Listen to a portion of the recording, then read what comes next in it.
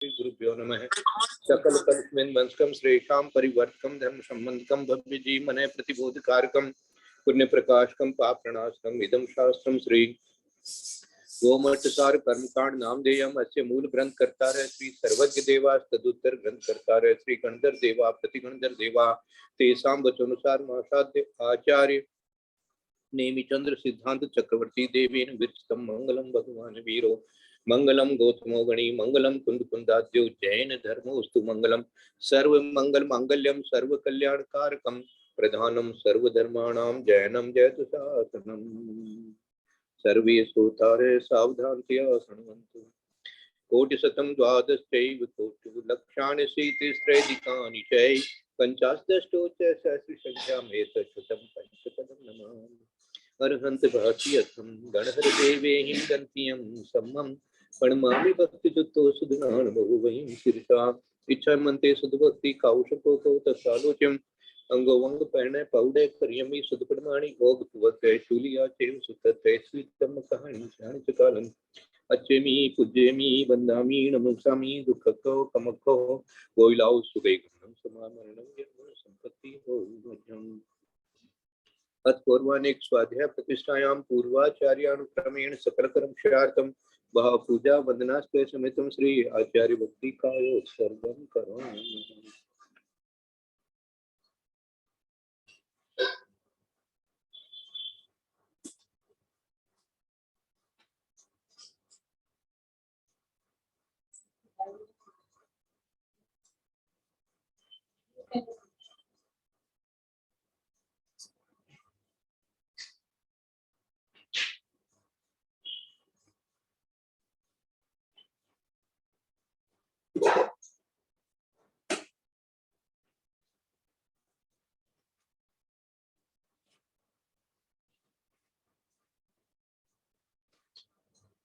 श्रुत जलधि पार परमत विभावना पटुमति बे सुचरित को दिव्यो नमो गुरुभ्यो गुरुभ्ये 36 गुण सम्मग्गे पंच व्याचार करण सदर्शे शिष्टानुग्रह कुशले धम्मारी सदा वंदे गुरु भक्ति संयमेन ये तरन्ति संसार सारं घोरम चिनति अटकम्मं जम्मण मरणं न पावन्ति ये नित्यं रत्मन्त्रो निर्ता ध्यानाग्नि होत्राकुलः षट्कर्माभिरतास्तपोधन्दनः साधुप्रिया साधुवः श्रीलक्ष्या वर्णाम गुणनाथ संरार्पति सुदिता मुक्तद्वार कपाट पाटन बता प्रेरणन्तु नाम साधुवः गुरुवः कांतो मुक्तिं ज्ञान दर्शन नायका चारित्राण गंभीरा मोक्ष मार्ग उपदेशकः इच्छामन्ते हरिभक्ति कौशको तत्सालोच्यम् सम्मणाण सम्मदहण सम्मचर्तुकाणं पंचविहचारणं हरणं औरादि सुखनाम उपदेश्याणं वज्राणं तीरायण गुण पालन र्याणं सब्बसाणं स्याणचकालम अच्छेमी पूज्येमी वंदामी नमस्कामी दुःखको कमको बोइलाओ सुगै गमनं समामरणं जन्म संपत्ति हो मध्यम पाणिमीय शीर्षाणिमि गुणिरयण विभूषणं महावीरं समत्तरेण निलयं पैडिसम्मुखितनं गोक्षं नम्यूणनेमि चन्दम् असहाय परकम्मं महावीरं बन्धुदय सत्यजुत्तम् ओघादेशीथवं गोक्षं। बोले देवादिदेव नेमिनाथ भगवान की जय। बोले देवादिदेव महावीर भगवान की जय। बोले आचार्य कुंद कुंद स्वामी महाराज की जय। बोले आचार्य नेमिचंद्र सिद्धांत चक्रवर्ती गुरुदेव की जय। बोले आचार्य गुरुवर विद्यासागर महाराज की जय। बोले आचार्य गुरुवर वर्धमान सागर महाराज की जय। सरस्वती नमस्तुभ्यं वरदे कामरूपिणी विद्यारंभं करिष्यामि सिद्धिर्भवतु मे सदा। बोले द्वादशां दिनवाणी माता की जय।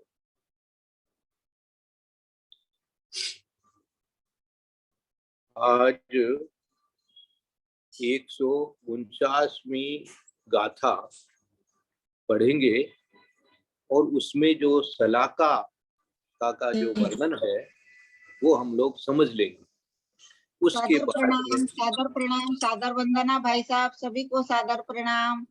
हाँ दादाजी भाई साहब, जिनेंद्र, बंदना भाई साहब, बंदना वंदना भाई साहब, वंदना सबको जय वंदना भाई जय साहब। सभी को दो। ये सबके लिए वंदना भाई बहुत साहब। बहुत मंगल वंदना भाई आशीर्वाद, साहब, वंदना सभी को सादर जय जय। सबके लिए मंगल आशीर्वाद है।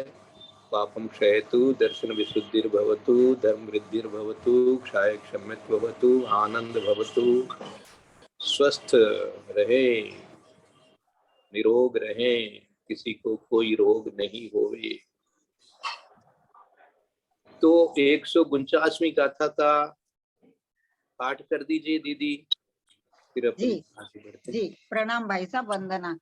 मध्ये थोवस लागा, हेटावरिंच संख गुणीत कमा, सव्वजुदी संख गुणा, हेट्टुवरिं संख गुणा मसन्नित्ती।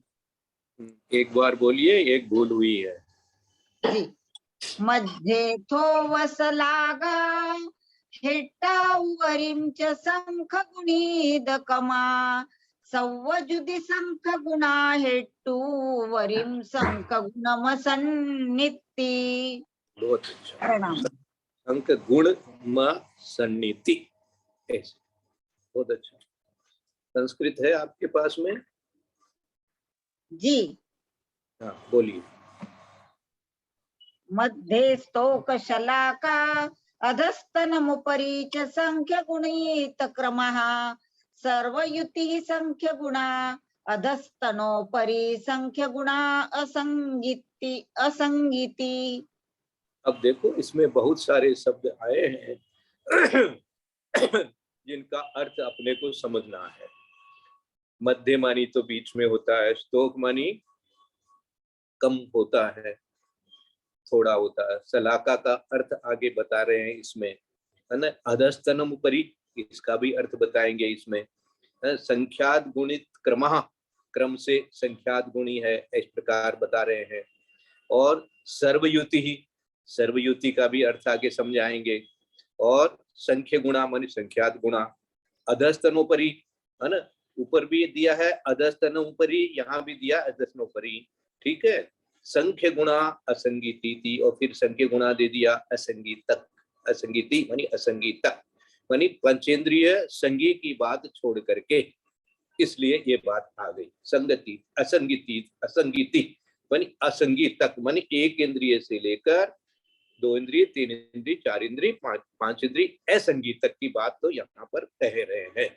तो इसको आज पूरी रीडिंग करते हैं, बहुत सरल है, ये समझ में आ जाएगा। उसके बाद में इसके पीछे वाली जो भी गाथाएं के अंदर में अपने को समझ में नहीं आया है, वो सारा वापस अपन पढ़ेंगे। तो यहाँ पर सबसे पहले अर्थ पढ़ते हैं।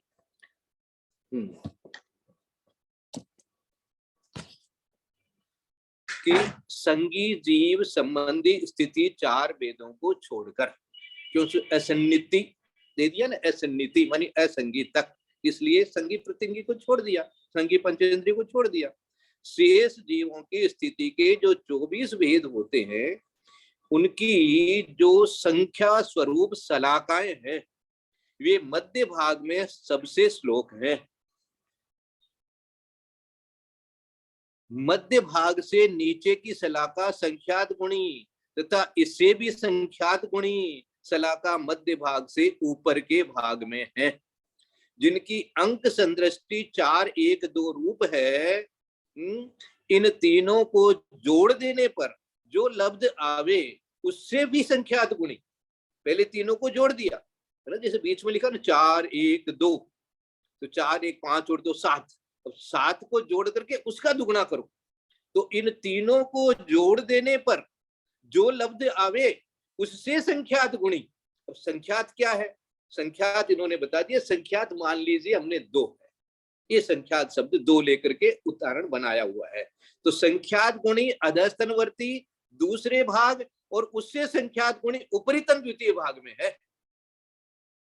तो 14 इधर हो गई तो 28 दूसरी तरफ हो गई, तो दूसरे भाग में 28 हो गई और पहले भाग में, है ना, क्या दिया, संख्यात गुण अधस्तनवर्ती दूसरे भाग और उससे संख्यात गुणी उपरितन द्वितीय भाग में। एक उपरितन का द्वितीय भाग और एक नीचे का उत्तर भाग। तो जैसे 1 था तो 1 का दुगुना 2 हुआ और 2 का दुगुना फिर 4 हो गया, और तीनों का जोड़ 4, 1 5 और 2 7 हो गया। 7 का दुगुना इधर 14 हो गया, इधर 28 हो गया।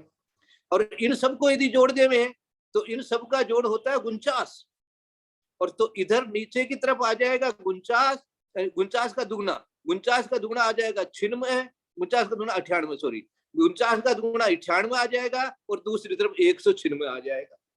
इस प्रकार से अब देखो, इसको मैं आपको थोड़ा सा हिंट दे दिया हूं, अब इसको पढ़ते हैं तो ये आपको सरलता से पढ़ने में समझ में आ जाएगा। सलाका का अर्थ, सोनू दीदी यदि ज्वाइन कर ली हो तो सलाका का अर्थ जैसे अपन ग्राफ बनाते हैं ना दीदी, तो ग्राफ में जैसे पहले 1 बनाया है ना, फिर दूसरे की यदि वैल्यू उससे डबल है तो उससे डबल का ग्राफ बन जाएगा, फिर उससे डबल है तो उससे डबल का लाइन बन जाएगी। ये जो लाइन खींचते हैं ग्राफ बनाने के लिए, वो ही यहाँ पर सलाका का तरह से अर्थ है। अब सलाका का अर्थ क्या है ये आगे अपन इसमें पढ़ रहे हैं।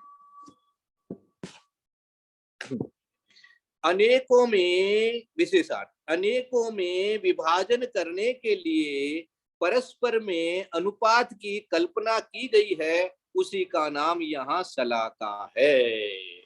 माने एक दूसरे से कंपेयर करने के लिए, है ना, अनुपात की, अनुपात माने या तुलना समझ लो, है ना, कौन कितना है, तो बोले ये संख्यात गुणा है, तो ये कितना हुआ, ये यदि 1 है तो वो 2 हो गया, और ये यदि 2 है तो वो 4 हो गया, वो यदि 4 है तो उसका दुगना 8 हो गया। दुगना शब्द इसलिए ले रहे हैं कि संख्यात गुणा है, तो एक्चुअली संख्यात गुणा, लेकिन संख्यात शब्द मान लो यदि 2 हो तो इस तरह से दुगना दुगना चलेगा। संख्यात है, संख्यात गुणा है, याद रखिएगा, दुगुना नहीं है, संख्यात गुणा है। तो संख्यात गुणा है, लेकिन वो परस्पर में अनुपात की कल्पना करने के लिए अपन ने एक लाइन बना दी, एक लाइन खींच दी, है ना, इसको लाइन को ये कहते हैं, एक त्रिकोण बना दिया। ये त्रिकोण रचना आगे इस तरह से इसमें समझा रहे हैं। तो अनेकों में विभाजन करने के लिए परस्पर में अनुपात की कल्पना की गई है, उसी का नाम यहाँ सलाका है। अब वो सलाका का रचना कैसे हो रही है, तो मध्य अर्थात बादर पर्याप्त की उत्कृष्ट स्थिति से बादर पर्याप्त की जघन्य स्थिति पर्यंत एकेंद्रीय संबंधी सर्व स्थिति के जो भेद हैं, उनमें सूक्ष्म पर्याप्त की उत्कृष्ट स्थिति से लेकर एक एक समय घटता सूक्ष्म अपर्याप्त की जघन्य स्थिति पर्यंत जितने स्थिति के भेद पाए जाते हैं, वे आगे जिनका वर्णन किया जाएगा उनसे स्तोक है, तथा उनकी एक सलाका जाननी। अब वापस पढ़ते हैं। मध्य, मध्य अर्थात बीच में, मध्य अर्थात किसके लिए, ये वर्णन किसके लिए चल रहा है, अब एक इंद्रिय की बात चल रही है, फिर 2 इंद्रिय, 3 इंद्रिय, 4 इंद्रिय और असंख्य पंचेंद्रिय की बात जो है इसी लॉजिक से अपन आगे निकाल लेंगे। तो इन्होंने उदाहरण के लिए सबसे पहले एक इंद्रिय की बात चालू करी। अब एक इंद्रिय में 2 भेद होते हैं, एक सूक्ष्म और एक बादर। तो अब सबसे पहले अर्थात बादर पर्याप्त की बात करो, तो बादर पर्याप्त की उत्कृष्ट स्थिति से बादर पर्याप्त की ही जघन्य स्थिति पर्यंत एक केंद्रीय संबंधी सर्व स्थिति के जो भेद हैं। अब बादर पर्याप्त की एक इंद्रिय की, बादर पर्याप्त एक इंद्रिय की बात हो रही है, और उसकी उत्कृष्ट स्थिति, और इधर जघन्य स्थिति, जैसे अपन कल उदाहरण ले रहे थे, उत्कृष्ट स्थिति 100, जघन्य स्थिति 60, तो 40 जो बीच में है ना। तो मध्य अर्थात बादर पर्याप्त की उत्कृष्ट स्थिति से बादर पर्याप्त की, उसी जीव की जघन्य स्थिति पर्यंत एक केंद्रीय संबंधी सर्व जितने भेद हैं, उनमें सूक्ष्म अपर्याप्त की उत्कृष्ट स्थिति से लेकर एक एक समय घटता सूक्ष्म अपर्याप्त की जघन्य स्थिति पर्यंत जितने स्थिति के भेद पाए जाते हैं, वे आगे जिनका वर्णन किया जाएगा उनसे स्तोक हैं। किससे कंपेयर करना है, सूक्ष्म अपर्याप्त की उत्कृष्ट, वहां का था बादर पर्याप्त। देखो बादर पर्याप्त जो है, कल अपन ने थोड़ा सा इस पर चिंतन कर लिया था, बादर पर्याप्त जो है वो सबसे उत्कृष्ट स्थिति बांधेगा। एक सागर अपन ने कल पढ़ भी लिया था उसके अंदर में, है ना, 148वीं गाथा में ये बात आ गई थी। और ये तो हो गई थी उसकी उत्कृष्ट स्थिति एक इंद्रिय जीव की। तो इसलिए बादर पर्याप्त लिया वहां पर, तो बादर पर्याप्त की उत्कृष्ट स्थिति लिया है ना, और उसी की जगन्य स्थिति पर्यंत एक इंद्रिय संबंधी सर्व स्थिति के जो भेद हैं, अब इसमें उसी जीव के उत्कृष्ट स्थिति और उसकी जगन्य स्थिति, उसके जितने भेद बनते हैं उनमें सूक्ष्म अपर्याप्त की उत्कृष्ट स्थिति से लेकर एक एक समय घटता सूक्ष्म अपर्याप्त की जगन्य स्थिति पर्यंत जितने स्थिति के भेद पाए जाते हैं। अब ये किसके लिए बता दिया, अब जो सूक्ष्म है अपर्याप्त, ये सबसे छोटा हो जाएगा। सबसे एक इंद्रिय की बात यदि करें तो बादर पर्याप्त और उधर सूक्ष्म है और अपर्याप्त है, तब सबसे जगन्य आएगी। वो सबसे हाईएस्ट पॉइंट, ये सबसे लोएस्ट एक इंद्रिय का। सूक्ष्म अपर्याप्त, हाँ, सूक्ष्म पर्याप्त तो उससे बड़ा हो गया है ना, सूक्ष्म अपर्याप्त, सूक्ष्म अपर्याप्त सबसे कमजोर और बादर पर्याप्त सबसे बलवान एक इंद्रियों में बांधने के लिए, कर्म बांधने के लिए। और मिथ्यादु कर्म की बात चल रही थी। तो मध्य अर्थात, वापस पढ़ देता हूं, मध्य अर्थात बादर पर्याप्त की उत्कृष्ट स्थिति से बादर पर्याप्त की जगन्य स्थिति पर्यंत उसी की उत्कृष्ट और उसी की जगन्य एक इंद्रिय संबंधी उसके जितने भेद बनते हैं सर्व स्थिति के भेद अपन ने जैसे बनाया था ना, एक के लिए बनाया 100 और 60 के बीच में 40 भेद, इस प्रकार उनमें सूक्ष्म अपर्याप्त की उत्कृष्ट स्थिति से लेकर एक एक समय घटता सूक्ष्म अपर्याप्त की जगन्य स्थिति पर्यंत जितने स्थिति के भेद पाए जाते हैं वे आगे जिनका वर्णन किया जाएगा उनसे स्तोक हैं। तो कौन स्तोक हो गए, सूक्ष्म अपर्याप्त की उत्कृष्ट स्थिति से लेकर एक एक समय घटता सूक्ष्म अपर्याप्त की जगन्य स्थिति पर्यंत जितने स्थिति के भेद पाए जाते हैं वे स्तोक है, वे स्तोक है। मानी अब एक इंद्रिय की बात हो रही है, तो एक इंद्रिय में जो भेद बनते हैं वो भेद बनते हैं, अब जिसके कम बंधेगा तो उसी के तो कम भेद होंगे ना, जिसके ज्यादा बंधेगा उसके भेद भी ज्यादा होंगे, है ना। जैसे एक का 60 से 100 की बात हो गई, तो दूसरे का मान लीजिए 70 से 90 है, तो उसके भेद तो 20 ही हुए ना, उसके भेद 40 हो गए, इसके भेद 20 ही हुए। तो अब उनमें भी मध्य निकालेंगे, तो अब देखो अब वो अलग बताएंगे। पहले तो इन्होंने स्पष्ट कर दिया कि उनमें सूक्ष्म अपर्याप्त की उत्कृष्ट स्थिति से लेकर एक एक समय घटता सूक्ष्म अपर्याप्त की जगन्य स्थिति पर्यंत जितने स्थिति के भेद पाए जाते हैं वे आगे जिनका वर्णन किया जाएगा उनसे स्तोक है, अतः उनकी एक शलाका जाननी। अब शलाका के लिए वर्णन, पहले इसको मैं पढ़ देता हूं, फिर इसमें जो नहीं समझ में आएगा उसको भी अपन वापस ले लेंगे। त्रिकुट रचना का अभिप्राय ये है कि जहां ये त्रिकुट बनाया है ऐसी संदृष्टि हो वहां स्थिति का कथन जानना, ये स्थिति के लिए ऐसा एक त्रिकोण बना का चित्र बनाया तथा हेट्टा। अब ये हेट्टा शब्द जो आया है अर्थात इसके नीचे सूक्ष्म अपर्याप्त की जगन्य स्थिति से एक एक समय घटता, हेट्टा माने घटता, बादर अपर्याप्त की जगन्य स्थिति पर्यंत जितने स्थिति के भेद हैं उनकी अधस्तन शलाकाएं जाननी। वे शलाकाएं संख्यात गुणी है जिनकी अंक संदृष्टि 2 है। ये 2 जो है ये एक एग्जाम्पल लिया है इन्होंने, और ऊपर सूक्ष्म अपर्याप्त की उत्कृष्ट स्थिति के अनंतर उत्कृष्ट स्थिति बंध से लेकर एक एक बढ़ती हुई बादर अपर्याप्त के उत्कृष्ट स्थिति बंध पर्यंत स्थिति के जितने भेद हैं वे उनकी उपरितन शलाका जाननी। ये संख्यात गुणी है तथा उनकी अंक संदृष्टि 4 है। तो वो 2 है, क्यों 4 है? इस प्रकार संख्यात गुणा अनुक्रम कहा, संख गुणित कमा, संख गुणित कमा। ये संख गुणित कमा का अर्थ क्या दिया? संख्यात गुणा अनुक्रम।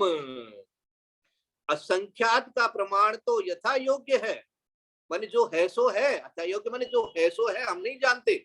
संख्यात का प्रमाण तो यथा योग्य है, किंतु यहाँ समझने के लिए संख्यात की संदृष्टि 2 का अंक जानना। हमने 2 संख्या का एक उदाहरण के लिए, एग्जाम्पल के लिए, समझने के लिए बना लिया। ये संख्यात के समझने के लिए एक के दुगने 2, 2 अब दुगने करने हैं, क्योंकि संख्यात गुणा करना है, संख्यात गुणा अनुक्रम से करना है, तो संख्यात गुणा जो कर रहे हैं तो 2 से गुणा करते रहेंगे। अपने उदाहरण में 1 के दुगने 2, अतः नीचे 2 सलाका और 2 के दुगने 4, इसलिए ऊपर की सलाका 4 सलाका जाननी। तो ये जो यहाँ तो इन्होंने लिखा है ऐसे 1 उधर कर दिया, 2 इधर कर दिया, 4, लेकिन मैंने इसको जिस समय स्वाध्याय किया था उस समय मैंने एक ऐसा चार्ट बनाया था तो सब लोगों को समझ में आ गया था। इसमें हमने ऊपर नीचे बना दिया था, बीच में 1, ऊपर 4, नीचे 2, ऐसे 1 के ऊपर 1, ऐसे कागज में तो लिख ही सकते हैं अपन, यहाँ तो पुस्तक में कर देंगे तो बहुत बड़ा लंबा चौड़ा हो जाएगा, इसलिए इन्होंने ऐसे लाइन में कर दिया। और एक्चुअली ये ऊपर का करें तो ऊपर 4 नीचे 2 ऐसे बन जाता है। अब सरयुति, सर्वयुति का अर्थ नीचे बता रहे हैं, है ना, सव्वजुदी, सव्वजुदी ये शब्द आया, सव्वजुदी माने सर्वयुति, इसका संस्कृत है, अर्थात पहले जो सलाका कही थी उनको जोड़ने पर सर्वयुति, युति माने जोड़, उन सबको जोड़ो, सर्वयुति, सबको जोड़ो, सर्वयुति अर्थात पहले जो सलाका कही थी उनको जोड़ने पर जो प्रमाण हो उससे हेट्टा अर्थात नीचे बादर अपर्याप्त की जघन्य स्थिति से लेकर एक एक समय घटता सूक्ष्म पर्याप्त की जघन्य स्थिति पर्यंत स्थिति के भेदों की अधस्तन सलाका संख्यात गुणी जाननी। तो 4 1 5 और 2 7, अब 7 का दुगना कर दिया 14, तो इसकी अंक संदृष्टि 14 जानना। और ऊपर देखो, अब ऊपर कौन है, बादर अपर्याप्त की उत्कृष्ट स्थिति से लेकर एक एक समय बढ़ते हुए सूक्ष्म पर्याप्त की उत्कृष्ट स्थिति पर्यंत स्थिति के भेदों का उपरितम सलाका संख्यात गुणी जाननी। इनकी अंक संदृष्टि 14 से दुगुना 28 हो जाएगी।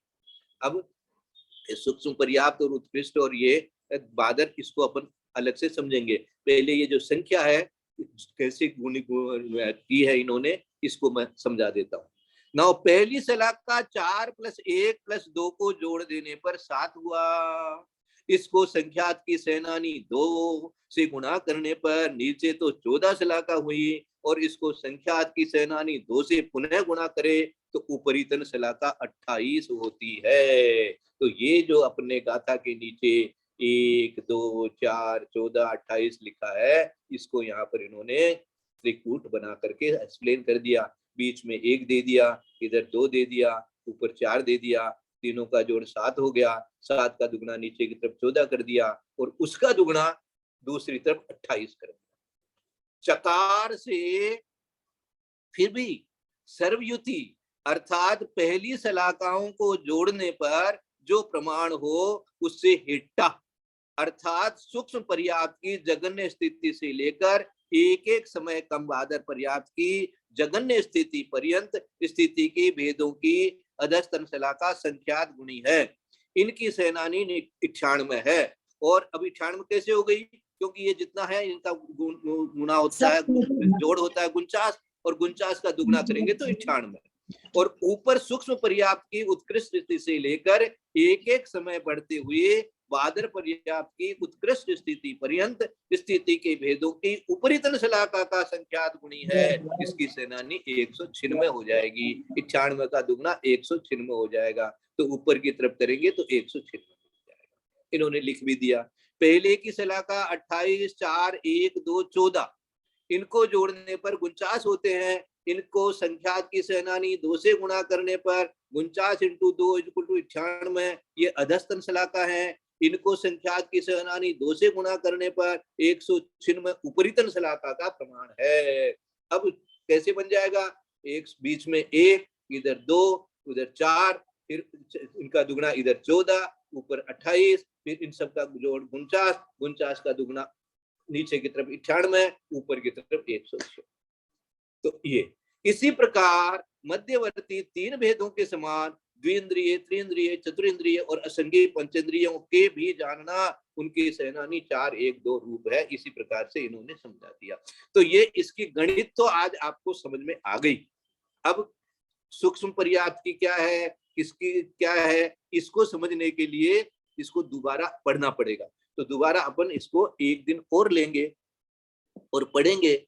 तब तक जो कुछ लोग जो है पीछे की गाथाओं में से कुछ समझ में नहीं आया था, उसको आज पहले लेना चाहते हैं। उसके बाद में इसी गाथा का आगे की क्लास में एक बार और स्वाध्याय करते हुए और इसकी आगे की जो संगी पंचेंद्रिय जीव की है उसको भी थोड़ा सा समझते हुए इसको अपन वापस एक बार और अच्छे से समझेंगे दोबारा।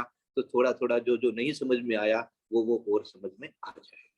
अब क्या तो कुछ मंजू दीदी कुछ 146 और 43 उत्कृष्ट वाला तो हो गया, वो फल राशि इच्छा राशि वाला प्रमाण राशि, ये है ना 146 और 147। अच्छा 43 44 तो आ गया ना, 146 चाहिए। हाँ 146 वाला ना। अच्छा हाँ। आबादा के बारे में। अच्छा इसके लिए इसमें जो अपन ने इसके पहले जो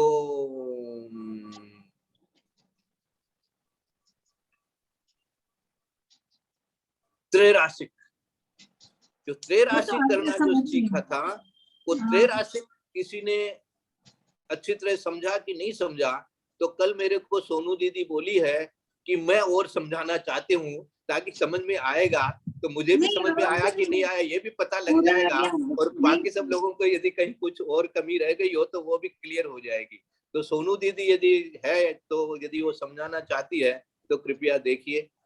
मंजू आंटी बोल रही है कि समझ में आ गया तो हम लोग संडे को ये डिस्कस कर लेंगे सारा, रविवार समझ में आ गया। हाँ त्रैराशिक तो अच्छे से समझ में आ गया। इतना समझ में नहीं आया, थोड़ा सा समझना चाह रहे हैं। चलिए तो उसको अब उस पर समय नहीं देंगे। अब 146 में जो आबादा के लिए जो विचार था उसको विचार करते हैं। ये आबादा के लिए विचार है 146। सन्नि असन्नि चौके एगे अंतो मुत्तमा बाहा जेठे संखे जगुणा आवली संकम असंग भागहियम। ये है ना, संगी जीव, असंगी चतुष्क और एकेंद्रीय जीव। तो इसमें सबका आ गया, संगी पंचेंद्रिय भी आ गया। संगी होने से पंचेंद्रिय होगा इसलिए संगी पंचेंद्रिय आ गया। असंगी चतुष्क कह दिया तो उसके अंदर में चतुष्क में क्या लेना, 2 इंद्रिय, 3 इंद्रिय, 4 इंद्रिय और 5 इंद्रिय असंगी, ये 4 आ गए।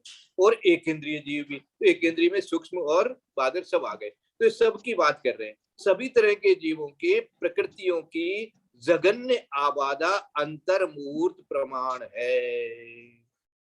अब सबसे माने एक जिसको कहते हैं कि बेसिक बात याद रखने की है कि कोई भी जीव हो और कोई भी प्रकृति हो, जगन्य आबादा तो अंतर्मूर्त है। उत्कृष्ट आबादा किसकी कितनी पड़ती है वो बाद की बात, लेकिन जगन्य आबादा तो अंतर्मूर्त है। जगन्य आबादा, ये आबादा की बात हो रही है, अर्थात तुरंत भी उदय में आ सकता है, कोई भी कर्म क्यों न हो। तुरंत अंतर्मूर्त को मैं तुरंत कह देता हूं। मैं अंतर्मूर्त मानी 48 मिनट के अंदर अंदर जो समय है, तो 2 मिनट लगे, 4 मिनट लगे, 15 मिनट लगे, 20 मिनट लगे, कोई बात नहीं। लेकिन अंतर्मूर्त के अंदर अंदर भी उदय आ सकता है। आबादा का अर्थ क्या था, जितने समय तक उदय नहीं आवे। उदय या उदीर्णा नहीं, उदीर्णा के लिए उन्होंने कह दिया, उदीर्णा का नियम अलग है, ये उदय के लिए बात हो रही है। तो जितने समय तक उदय नहीं आवे उतने समय तक ऐसा है। तो इसलिए एक केंद्रीय प्रकृतियों की जगन्य आबादा अंतर्भूत प्रमाण है। ये पहली लाइन तो अच्छी तरह क्लियर है। एवं उत्कृष्ट आबादा संगी जीवों में अपनी जगन्य आबादा से संख्यात गुणी। अब उत्कृष्ट आबादा कितनी, ज्यादा से ज्यादा कितने समय तक वो कर्म उदय में नहीं आएगा, इसका नाम हो गई उत्कृष्ट आबादा, मानी ज्यादा से ज्यादा कोई किसी जीव के यदि कोई कर्म उदय में न आवे तो वो कितना समय है। तो उसके लिए कह दिया कि संगी जीवों में अपनी जघन्य आबादा से संख्यात गुणी, मानी उसकी जघन्य आबादा क्या है? जघन्य आबादा तो पहले ही कह दिया उन्होंने, अंतर्मूर्त। तो अंतर्मूर्त की संख्यात गुणी हो गई उसकी है। अंतर जैसे मान लो यहाँ भी अपन संख्यात को 2 मान ले, एक बार मान ली, उदाहरण के लिए अपना बना रहे हैं अपन उदाहरण। तो अब जगन्य अंतर्मूर्त है तो उत्कृष्ट कितनी हो गई? 2 अंतर्मूर्त हो गई। इस तरह से ये समझा रहे हैं, है ना। उत्कृष्ट आबादा संगी जीवों में अपनी जगन्य आबादा से संख्यात गुणी। और अब ये तो संगी पंचेंद्रिय के लिए दे दिया। असंगी चतुष्क में अपनी जगन्य आबादा से आवली के संख्यात में भाग अधिक। अब वो उसके लिए उत्कृष्ट आबादा कितनी? बोले सिर्फ उसकी जो जगन्य आबादा है उससे आवली का संख्यात्मक भाग और बढ़ा दो। संगी पंचेंद्रिय के लिए तो क्या है? संख्यात गुणा, मानी जितनी आपकी जघन्य है उसकी संख्यात गुणा जो है वो उत्कृष्ट आबादा है। अब असंगी जीव जो है, असंगी चतुष्क तक, तो इसमें कौन कौन से आ गए? 2 इंद्रिय, 3 इंद्रिय, 4 इंद्रिय और असंगी पंचेंद्रिय। इनके कौन सा होगा? इनकी आबादा उत्कृष्ट कितनी हो जाएगी? जघन्य तो सबके लिए कह दिया अंतर्मूर्त है। अब अंतर्मूर्त में क्या जोड़ना उत्कृष्ट बनाने के लिए? तो बोले आवली का संख्यात्वा भाग और जोड़ देना। ये हो गया उसकी उत्कृष्ट स्थिति। इसको आप लिख लीजिएगा अच्छे से तो आपको और अच्छे, वैसे इसमें जो लिखा हुआ है उसी को 2-3 बार पढ़ते हैं तो पकड़ में आ जाता है। अब एक इंद्रिय की आबादा कितनी?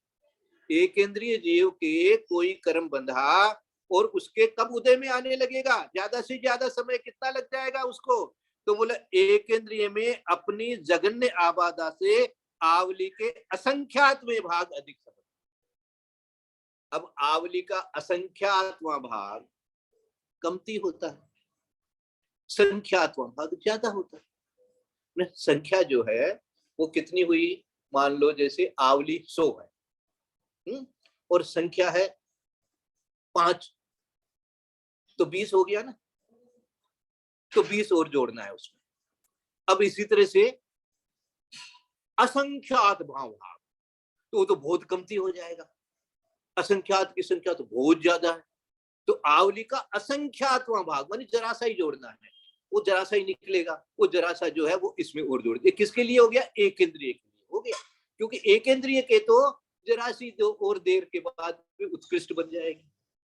अब सोच लो कि जघन्य और उत्कृष्ट आबादा निकालने के लिए ये 146 नंबर की गाथा है। ऊपर भी दिया है, पुनः आबादा की कुछ विशेषता दिखाते हैं। ये आबादा के बारे में 146वीं गाथा है। पहले तो ये बात स्थिति की बात नहीं है, यहाँ मात्र आबादा की बात है। तो आबादा अर्थात कितने समय तक वो कर्म उदय में नहीं आएगा। अब इसके लिए सारे जीव जितने भी है सबके लिए ये कॉमन फार्मूला तो ये भी दे दिया कि भैया जगन्य तो अंतर्मूर्त है। अब उस जगन्य से किसके उत्कृष्ट कितनी कितनी है? तो बोले पंचेंद्रिय जीव यदि होगा तो उससे संख्यात गुणी ज्यादा, उस जघन्य से ही उसको कंपेयर करेंगे कि जघन्य से संख्यात गुणी ज्यादा जो है वो उसके लिए उत्कृष्ट आबादा बन जाएगी। और 2 इंद्रिय, 3 इंद्रिय, 4 इंद्रिय, 5 इंद्रिय असंगी जीव है तो आवली का संख्यात्मक भाग और उसमें जघन्य में जोड़ दे, मन उतनी देर और वो रुक सकता है। जघन्य जितनी अंतर्मूर्त है और अंतर्मूर्त में आवली का संख्यात्मक भाग और जोड़ दे। अब आवली तो छोटी सी होती है तो वो मतलब अंतर्मूर्त ही करीब करीब हो गया। प्रैक्टिकल तो ये सोच लो कि उसके तो अंतर्मूर्त बाद में उत्कृष्ट भी रहेगा तो अंतर्मूर्त रहेगा, ऐसे सोच लो। अंतर्मूर्त में कितना सा और जोड़ दिया? बोले आवली का संख्यात्मक भाग और जोड़ दिया, कोई बात नहीं। तो वो तो आवली कितनी सी होती है। तो असंख्यात समय जरूर है, लेकिन अंतर्मूर्त से तो बहुत छोटी है ना, मूर्त से तो बहुत छोटी है ना, तो इसलिए आवली का कुछ भाग और उसमें जोड़ करके उतना समय और हो गया। लेकिन एकेंद्रीय जीव होगा और जल्दी, उसके लिए तो वो असंख्यात्म भाग जोड़ना है आवली का। तो उसी जगन्य में बस असंख्यात्म भाग मान उतना जगन्य और असंख्यात्म, अंतर्मूर्त में आवली का असंख्यात्म भाग और जोड़ दे, इतने समय तक और रुक सकता है उसका ये उदय में आना। ये आबादा के लिए मैंने अपने शब्दों में इसको समझाने की कोशिश